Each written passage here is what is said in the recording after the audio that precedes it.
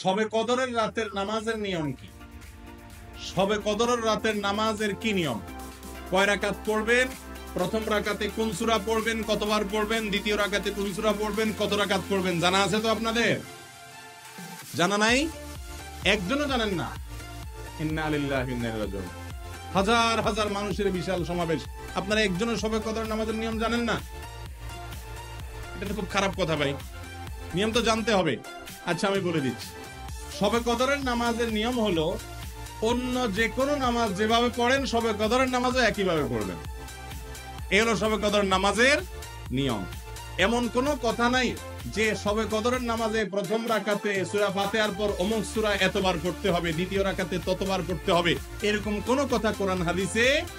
এগুলা মন গড়া বিভিন্ন সিস্টেম, বিভিন্ন পদ্ধতির কথা, বিভিন্ন আপনার বাজারে নামাজ শিক্ষার বই নামে অনেক বই আছে, সব বই না, কিছু কিছু বই আছে। এইসব বইতে শবে কদরের নামাজ এত রাকাত, প্রথম রাকাতের এই নিয়ম, দ্বিতীয় রাকাতের ওই নিয়ম, এরকম বিভিন্ন কথা বলা আছে। এগুলো সব ভিত্তিহীন, মন গড়া। এগুলো কোরআন হাদিসে নাই। কোরআন হাদিসে লাইলাতুল কদরে অন্য রাতের মতো আপনি নামাজ পড়বেন, একটু লম্বা সময় নিয়ে পড়বেন।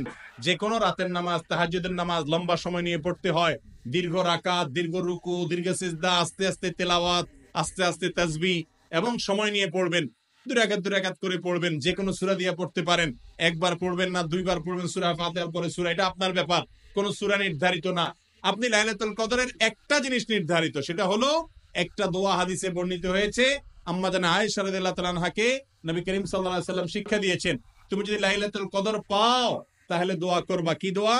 আল্লাহুম্মা ইন্নাকা আফুউন তুহিব্বুল আফওয়া ফাআফু আন্নী। আল্লাহ আপনি ক্ষমাশীল, ক্ষমা করতে ভালোবাসেন, অতএব আমাকে ক্ষমা করে দেন। ক্ষমা করতে ভালোবাসেন, অতএব আমাকে ক্ষমা করে দেন।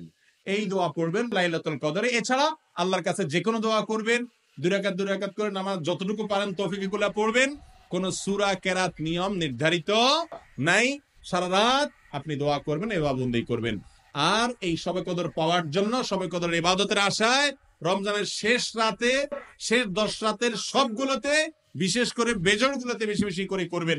শুধু 27 তারিখকেই করবেন, অন্যগুলোতে ঘুমাবেন। এটা সুন্নাহ সম্মত লাইলাতুল কদরের